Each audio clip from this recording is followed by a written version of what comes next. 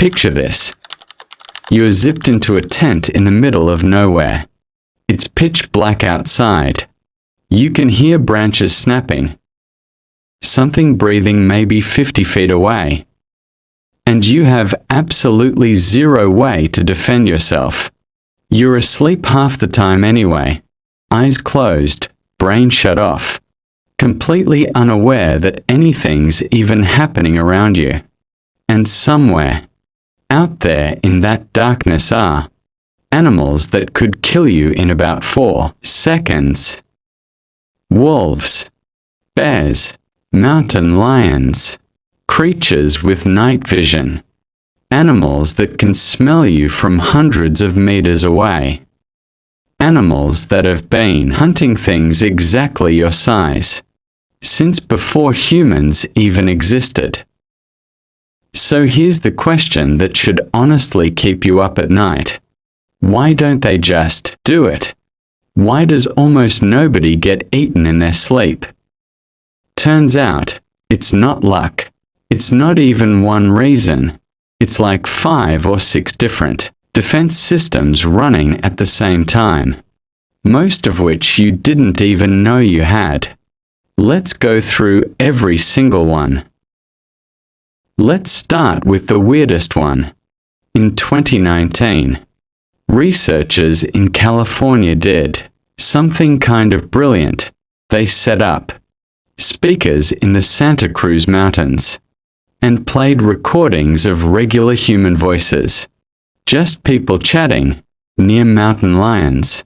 Not screaming, not yelling, just talking. The mountain lions ran. Not just ran, they fled faster than they did from recordings of barking dogs.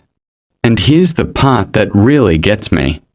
Some of these lions had already made a kill. They were mid-meal, actively eating fresh food, and they abandoned it the second they heard a human voice. An animal walking away from a meal it already caught is basically throwing away free calories. That's how strong this fear runs. And it's not just mountain lions. The same pattern shows up with lions in Africa, tigers in India, jaguars in South America. They all quietly shift their territory around human activity, even when those areas have plenty of food. Why would every major predator on Earth independently decide humans are terrifying? Because we made them that way. For roughly 2 million years, humans have been one of the most effective predators on the planet. We didn't just hunt, we wiped out entire species. Mammoths, giant ground sloths, saber-toothed cats. Gone, largely because of us. In North America alone, we pushed wolves and mountain lions out of huge parts of the continent through hunting and trapping. Here's the brutal part. The predators that survived weren't the boldest ones. They were the cautious ones, the ones who kept their distance from human camps, instead of testing their luck. Generation after generation, the bold ones got killed off and the cautious ones passed on their genes. So today, when a wolf or a leopard smells a human nearby, what kicks in isn't a thought. It's an inherited reflex, built over thousands of years of watching what happened to relatives who got too close. Now think about smell, because this one's almost funny. Animals like wolves and bears have a sense of smell, anywhere from 10 to 100,000 times stronger than yours.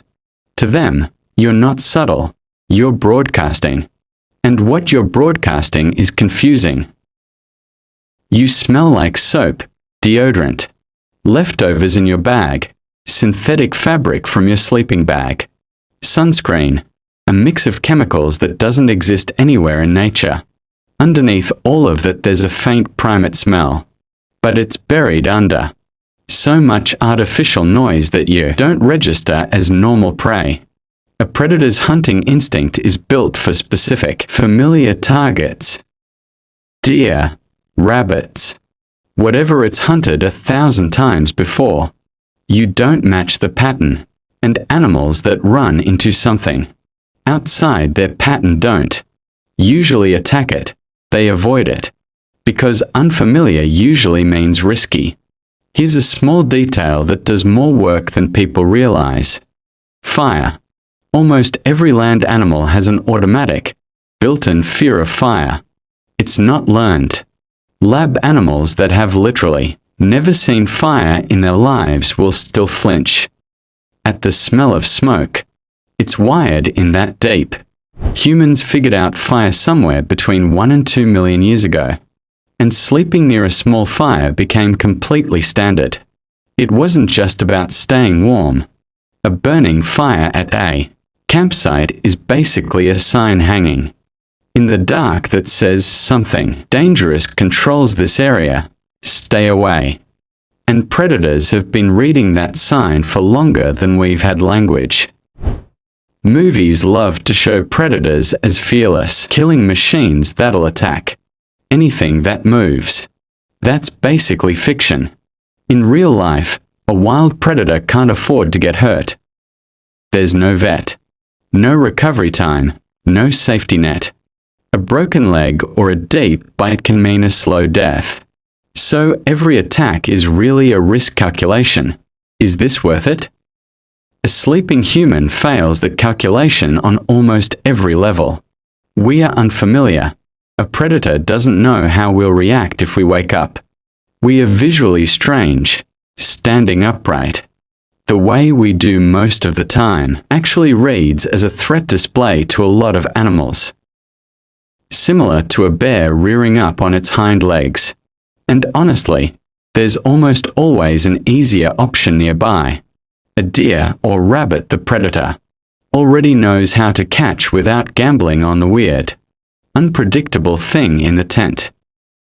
Now, I have to be straight with you. Attacks do happen. They're rare, but they're real, and they follow a very specific pattern. The lions of Tsavo in Kenya killed dozens of railway workers in 1898, and it turned out both lions had serious dental injuries. That made it nearly impossible for them to hunt normal prey. The Champawat tiger, blamed for hundreds of deaths in India and Nepal in the early 1900s, had been shot in the jaw years earlier and physically couldn't catch its usual prey anymore.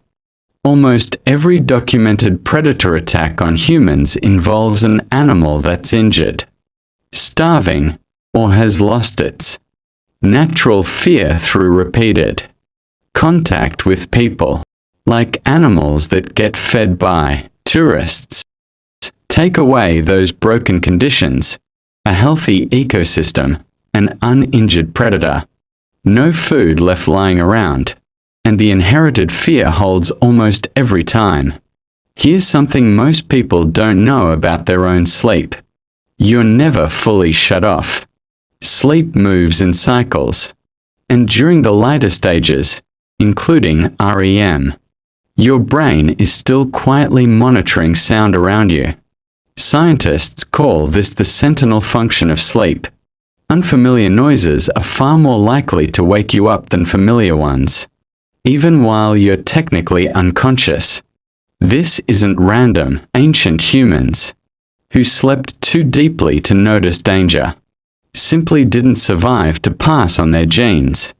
The lighter sleepers, the ones who could go from dead asleep to standing in seconds, were the ones who made it. So in a weird way, you're running a low-power security system all night, even when it feels like you're completely gone.